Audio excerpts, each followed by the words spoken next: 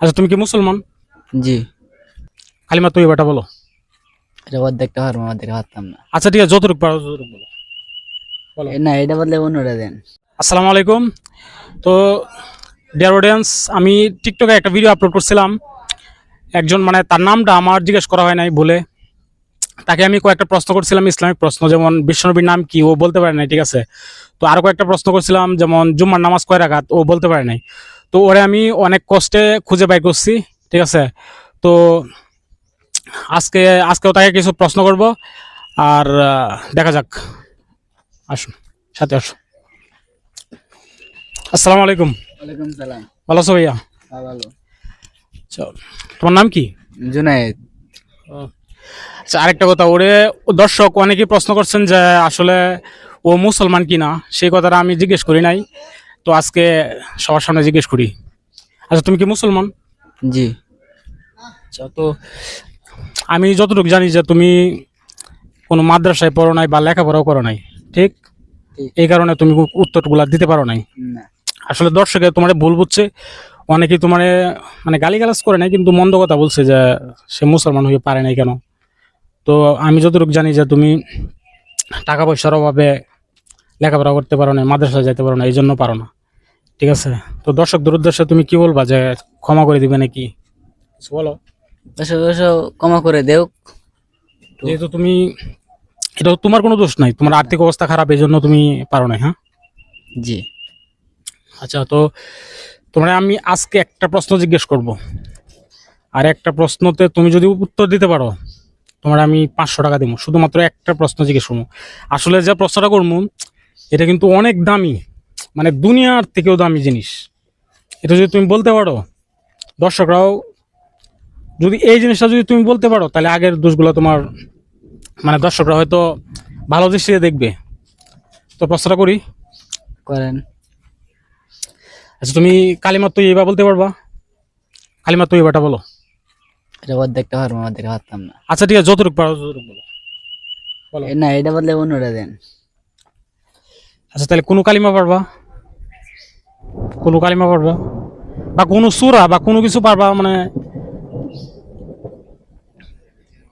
সঠিক প্যাচ লাগে দেব। আচ্ছা ঠিক আছে, তাহলে তোমার একটা সহজ প্রশ্ন করি। নামাজের আগে কি করতে হয়? নামাজের আগে কি করতে হয়? এটা মনে নাই। নামাজের আগে, আচ্ছা এটা বলা নাই। আচ্ছা, তোমার আমি প্রশ্নগুলো তোমার বলে দিই, যেহেতু তুমি জানো না। নামাজের আগে উজু করতে হয়, ঠিক আছে। এটাও তুমি জানতা না? হ্যাঁ, এটা জানতাম। আচ্ছা, তাহলে মুসলমানের ধর্মীয় গ্রন্থের নাম কি? মানে মুসলমানের একটা বই আছে না, যে হিন্দুরার যে বাইবেল থাকে বা এগুলো থাকে, তো মুসলমানের কি আছে? ইসলাম। ইসলাম তো এটা ধর্ম। হ্যাঁ।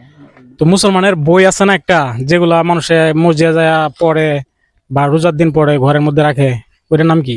কোরআন শরীফ। হ্যাঁ ঠিক আছে, এটা তুমি পারছো। যাও, এখন তুমি যেহেতু এই প্রশ্নটাও কিন্তু খুব দামি একটা প্রশ্ন, ঠিক আছে,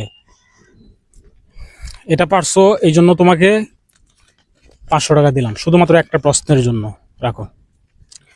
আর তোমার, তোমাকে আমি কালিমা তৈয়বাটা আমি বলে দিই।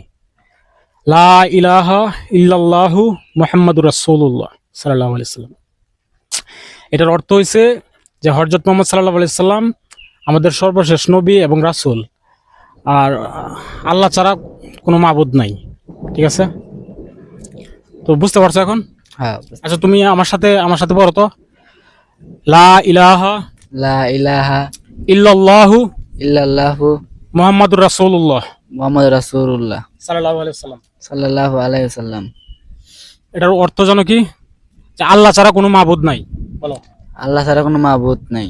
এবং হযরত মুহাম্মদ সাল্লাল্লাহু আলাইহি সাল্লাম হযরত মুহাম্মদ সাল্লাল্লাহু আলাইহি সাল্লাম ওনার প্রেরিত, ওনার প্রেরিত রাসূল, ওনার প্রেরিত রাসূল।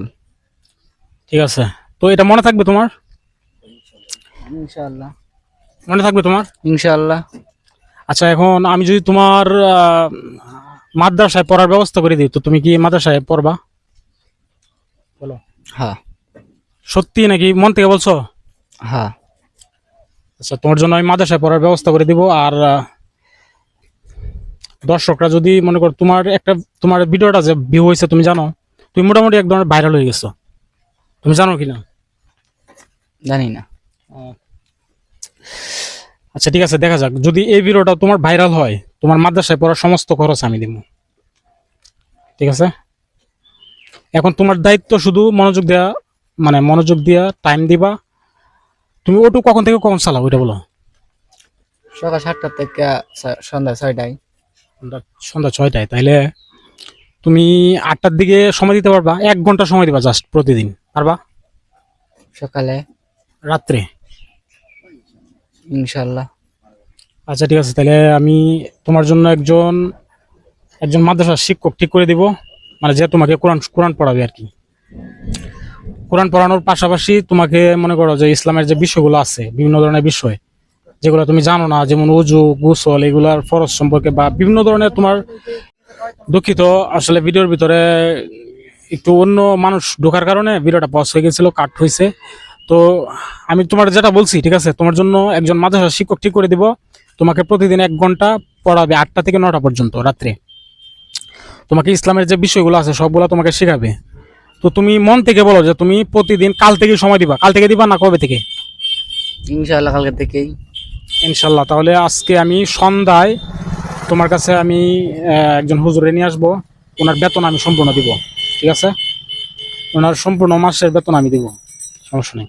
দর্শকরা তোমার ভিডিওতে অনেক লাইক কমেন্ট করছে, সেই জন্য তোমার নিয়ে অনেকে রিকোয়েস্ট করছে যে তোমার নিয়ে আরেকটা ভিডিও বানানোর জন্য, তো সেই জন্যই বানাইছি। তো তোমার কি ছোটবেলা থেকে মাদ্রাসায় পড়ার আগ্রহ ছিল? ছিল। মানে তোমার আর কেউ কি তোমার মাদ্রাসায় যাওয়ার জন্য তোমার মা বাবা কেউ তাগিদ দেয় নাই? দিল মানে যেতে আমাদের সাথে পড়া হয়েছে না বেশি একটা। আচ্ছা আচ্ছা ঠিক আছে, যাই হোক দর্শক, সবাই ওনার জন্য দোয়া করবেন, যেন আমি যে উদ্যোগটা নিচ্ছি আমার জন্য দোয়া করবেন, যে আমি যেন তার মাদ্রাসার মধ্যে এগুলা পড়াইতে পারি, শিক্ষক দিয়ে যেন সে যেন কেউ কোনো কিছু শিখতে পারে। সবাই একটু দোয়া করবেন। তো ভিডিও আজকের মতো এখানেই শেষ করছি। ধন্যবাদ সবাইকে।